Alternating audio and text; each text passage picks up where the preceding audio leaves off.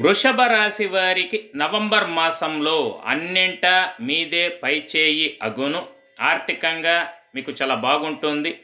ఉన్నత పదవులను అందిపుచ్చుకుంటారు. వ్యాపారం చాలా బాగుంటుంది. మీ బాధ్యతలు పెరుగుతాయి.